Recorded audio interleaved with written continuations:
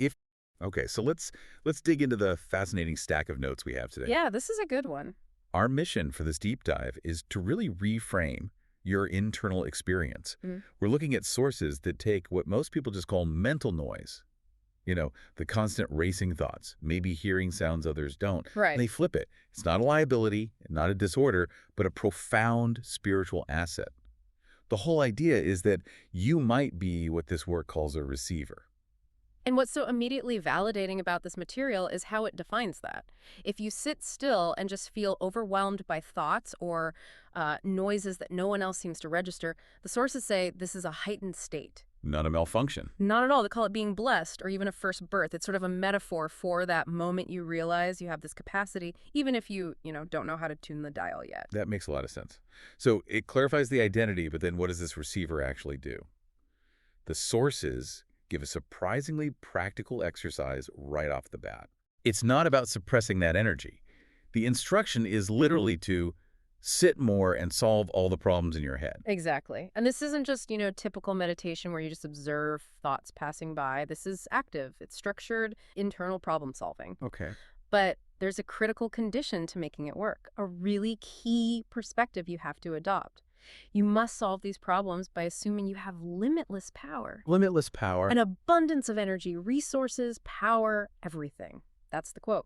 So wait, the key isn't actually having the resources in the real world, but just operating from the assumption of them. Yeah. Why does that distinction matter so much for clearing the noise? Well, it matters because your mind is like a supercomputer bogged down with all these background processes. Those are the racing thoughts, the worries about scarcity. Okay. Forcing your mind to solve problems from abundance is it's like a system reboot. It shuts down all those scarcity programs, it clears the clutter, and only once that system is clear can you start to truly receive And receiving could be anything, right? Intuitive leaps, sudden clarity. any of it. But the sources are clear while all this internal work is going on. It does nothing to the external world currently. Exactly. It's all internal optimization first. So if your inner world is then built on this blueprint Yeah. of, limitless abundance, what does that look like when you finally act on it? This is where we get into a really radical philosophy of flow. Yeah. The mandate is to flow with the energy. And this is where it gets interesting. The sources explicitly reject moral labels. They say there is no good, bad, black, white, or gray. It is what it is. Just flow with it. That is a profound leap, rejecting all those binaries. It dictates that your path forward is guided purely by your intuition and energy. The instruction for the receiver is so clear. Keep doing as body tells you to. Do not listen to the others. Your intuition becomes paramount. Completely. You're making decisions based on energy alignment, not some external rule book. But operating just on intuition without any societal guardrails, that sounds a little precarious, doesn't it? Did the sources address that? They absolutely do. This whole philosophy is anchored by one single non-negotiable rule. Which is? You have to make sure you are not harming anyone internally or externally. That's the boundary.